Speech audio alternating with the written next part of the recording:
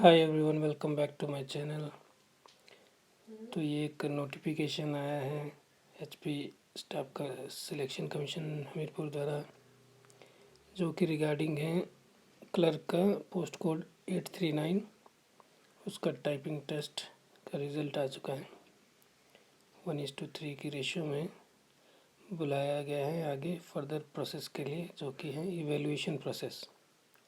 तो आप सभी लोग अपना रोल नंबर इसमें चेक कर सकते हैं। बाकी एवेलुएशन के लिए प्रोसेस अगर आपको चेक करनी है तो आप हमारे एवेलुएशन वाली वीडियो को देख सकते हैं। उसका लिंक मैं इसमें डिस्क्रिप्शन बॉक्स में आपको डाल दूंगा। So thanks for watching and have a nice day. Please subscribe my channel.